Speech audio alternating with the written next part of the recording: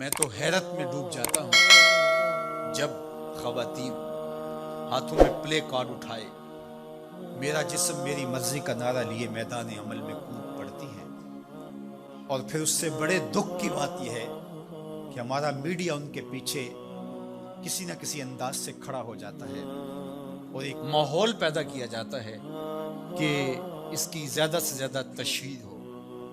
میرا معاشرہ، میرا دین، میری مشرقی روایات، میرا کلچر، میرا تمدن، میری تہذیب اس کی حمایت نہیں کرتا۔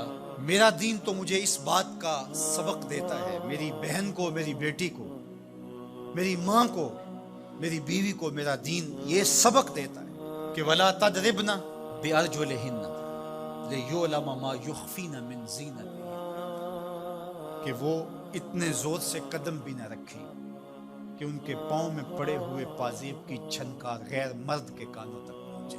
جو اسلام اپنی شہزادیوں کے پاؤں میں پڑے ہوئے پازیب کی جھنکار بھی غیر مرد تک جانے سے روکتا ہے، تو کیسے گوارا کیا جا سکے کہ ٹھمکے لگا کے عورتیں ہاتھوں میں پلے کارڈ اٹھائے بلند آواز سے نعرے لگا رہی ہوں اور جو ہے وہ دھمک دھمک کر کے جو ہے وہ اپنے حقوق مانگ رہی ہو۔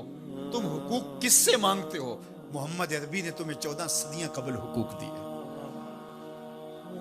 اور اگر تم اسلام کو نہیں مانتی اور اسلام کے ضابطوں سے انحراف کرتی ہو تو تمہیں میں ایک نقشہ ماضی کا دکھانا چاہتا ہوں کہ تمہارے وجود کو بھی گوارا نہیں کیا جاتا۔ اٹھا کر کے سسکتی بچی کو زندہ درگور کر دیا جاتا۔ بھائی اس لیے کاٹ دیتا تھا کہ کل کوئی میرا بہنوئی نہ کہلائے۔ عکاس کے میلے میں بیٹوں کے ہاتھوں مائیں فروخت نہیں ہوئی؟ تذلیل کا اور کیا روپ تھا جو عورت نے نہیں دیکھا تھا؟ یہ تو اسلام کا فیض ہے کہ اسلام نے ماں کا روپ دیا، اسلام نے عورت کو بہن کا روپ دیا، عزتوں کی مسند پہ بٹھایا۔ بیٹیاں زندہ درگور ہو رہی تھی، میرے حضور نے کہا میری فاطمہ میرے جگر کا ٹکڑا ہے۔ اس کو بتایا کہ تو تکریم کی جگہ پہ ہے، تو عزت کے مقام پہ ہے، اور حضور علیہ السلام سے سیدہ ملنے آتی، حضور اٹھ کے استقبال کرتے۔ عورت کہتی ہے مجھے حق نہیں دیا گیا جتنے حق تجھے دیے گئے۔ مرد کو وراثت میں ایک حق دیا گیا، عورت کو 2 حق دیے گئے۔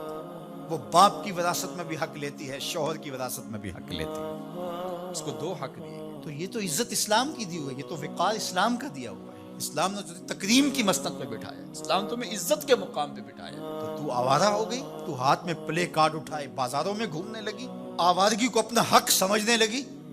یہ تو نقص تھا، یہ تو جاہلیت کے زمانے کی عورتوں کا مزاج تھا۔ تجھے تو یہ کہا گیا فَلَا تَخْضَعْنَ بِالْقَوْلِ فَيَطْمَعَ الَّذِي فِي قَلْبِهِ مَرَضٌ، کہا کہ جب دروازے پہ دستک ہو یا تو فون اٹھا لے، مجبوری ہو کسی غیر مرد سے تجھے بات کرنا، تو تجھے میرا دین کہتا ہے اپنی آواز میں لوچ نہ پیدا ہونے دینا، آواز کو تھوڑا سا کرخت کر دینا، دل کا کوئی روگی تیری آواز کی نرمی سے کوئی اور معنی نہ نکال لے۔ تو اتنی پاک اور پردے دار ہے کہ تیرے بارے میں خیال بھی پاک رہنے چاہیے۔ تجھے دیکھ کے مرد کو ادب سے نظریں جھکانے کا حکم دیا گیا ہے۔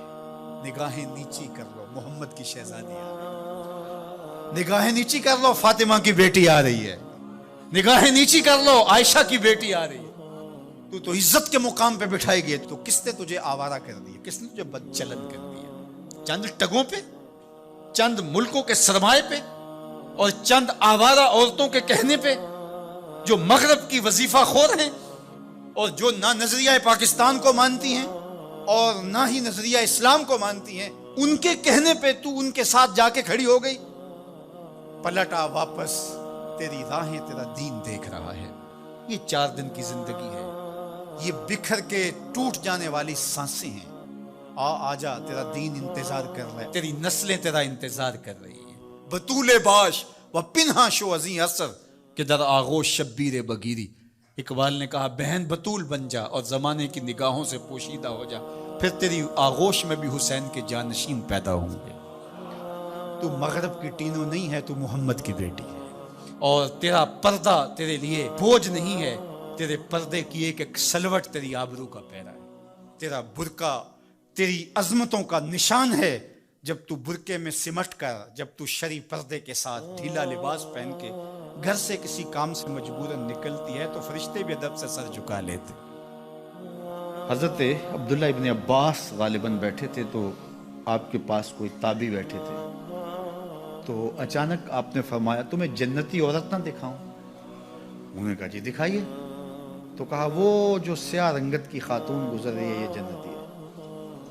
تو انہوں نے کہا وہ کیسے؟ کہا ایک دن یہ حضور کے پاس آئی اور آقا کریم سے کہنے لگی حضور میرے لیے دعا کر دیجیے، مجھے مرگی کے دورے پڑتے تو میں گر پڑتی ہوں، تو آپ میرے لیے دعا کر دیجیے میں اس بیماری سے بچ جاؤں۔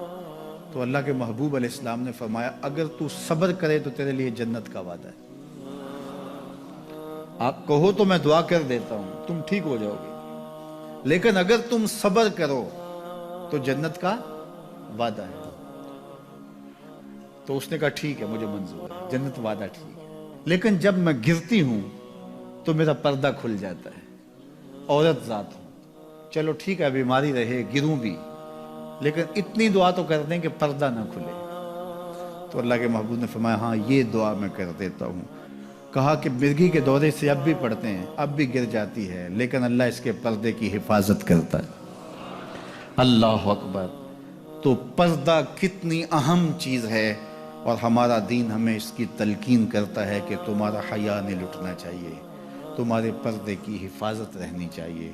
حیا دین ہے، اور حیا کے ساتھ اسلام کا تعلق کتنا گہرا ہے کہ یہ دونوں جڑی ہوئی چیزیں ہیں، ایک رخصت شے ہوتی ہے تو دوسری بھی رخصت ہوتی ہے۔ مجھے بھی آپ کو بھی عملی کوشش بھی کرنی چاہیے کہ یہ جو ذرائع ہیں حیا باختگی کے، ان سے اپنے آپ کو اور اپنی نسل کو بھی بچایا جائے، اپنی معاشرت کو بھی بچایا جائے۔ اور دوسری بات کہ ایمان کی تکمیل تو حیا سے ہی ہے، یہ باڑ ہے ایمان کے لیے، اگر یہ باڑ اتر گئی تو ایمان پر حملہ ہو جائے۔ تو ہم مغرب کی نکالی میں اس کو ترقی نہ سمجھیں، اگر حیا باختگی لباس مختصر بلکہ اتار دیا جانا یہ ترقی اور کامیابی ہوتی تو پھر تو کعبہ اللہ کا ننگے طواف لوگ کیا کرتے تھے، وہ ترقی یافتہ ہوتے۔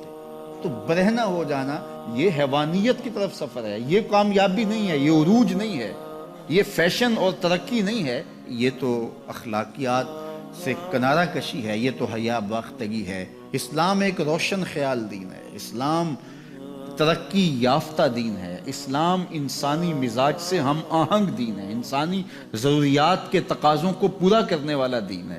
انسانیت سے، ہمارے مزاج سے، ہماری فطرت سے ہٹ کر کوئی دین نہیں ہے۔ تو نفس کی تسکین اور ہے، روح کی تسکین اور ہے۔ تو جوانی کے دور کے اندر نوجوان کی زندگی کی کچھ ترجیحات ہوتی ہیں، لیکن بعد کے اندر وہ خود سمجھ رہا ہوتا ہے کہ میں یہ غلط ہوں۔ آج مغرب پریشان ہے کہ انہوں نے جوانی کے 4 ایام تو اپنی خواہشوں میں اسیر ہو کے گزار لیے، لیکن ان کے بڑھاپے کی تلخیوں کو آپ نہیں جانتے کیا ہے۔ تو مغرب کے سانچے میں ڈھلنے کی کوشش نہ کرو۔ وہ اقبال نے کہا تھا نئی تہذیب تکلف کے سوا کچھ بھی نہیں، چہرہ جو نہ روشن ہو کہ تو کیا حاجت گلگوں نہ فروش۔